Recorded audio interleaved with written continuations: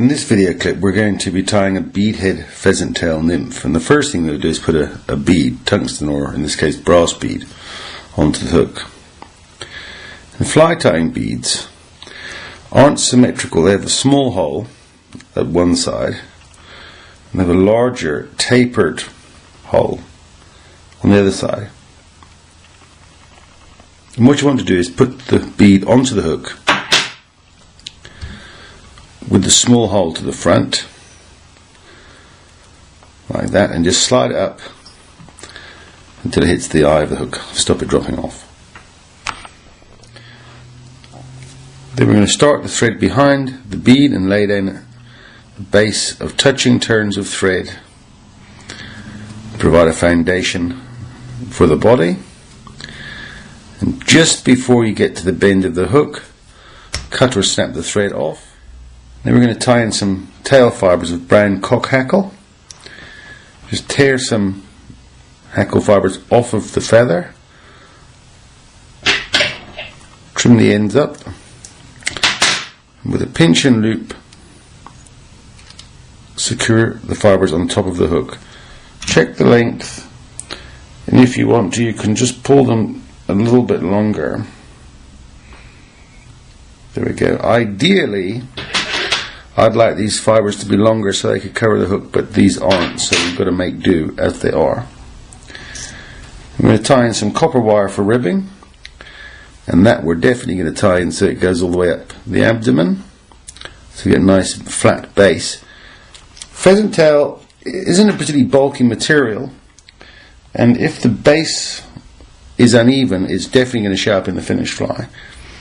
So with the tail and the copper wire rib tied in, what they're going to do is select some pheasant tail for the abdomen. This is some cock pheasant tail. Take maybe half a dozen or so fibres and tear them off the feather. I find them much more easy to work with if I moisten them slightly. And we're going to tie those in and take the thread forward in neat touching turns, trapping in the wire at the same time, aiming to give ourselves a nice smooth base, like that. With the copper wire and the pheasant fibre all tied in, we're now going to wind the fibre forward to form the abdomen. Pheasant tail fibres obviously aren't really that long, and it's quite tricky to wind them, and one of the easier ways to do it is to take a wrap over the hook and then trap the fibres against your finger like that. And this one's just going to be just about long enough to do this fly.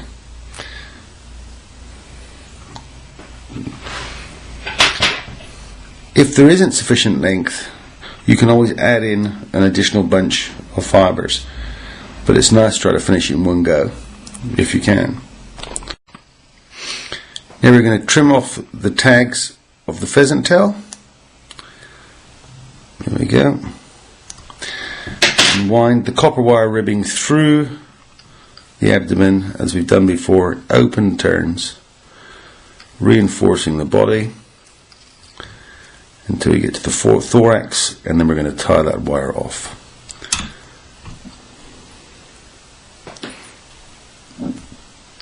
Snap the wire, remember we don't cut it. We're ready to form the thorax. Now we're going to take some peacock herl to form the thorax. There's several ways of tying in peacock herl. It's not the most durable of materials. And normally I would just wind one fibre in touching turns, but on a larger pattern like this you can give it a bit more bulk and a little bit more durability by either wrapping the fibres around the thread, or you can simply hold the thread and the fibres together, wind forwards and wind back. It looks terribly scruffy, I know, but as you're doing this the thread is wrapping around the herl and providing it with a little bit more durability. and tie the herl off.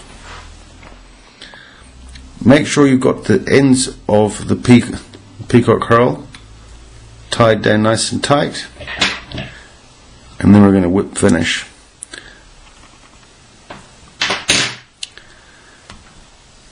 Beadhead flies often look ugly because there's a build-up of thread behind the bead.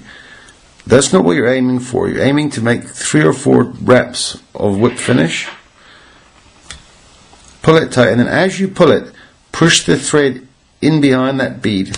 Whoops, save me cutting it. Push the thread in behind the bead, so there's no ugly build-up of thread here. It's unnecessary and it looks very untidy if you tie like that. But by using your fingernails, you can force the thread in behind the hook, behind the bead, and hide it away.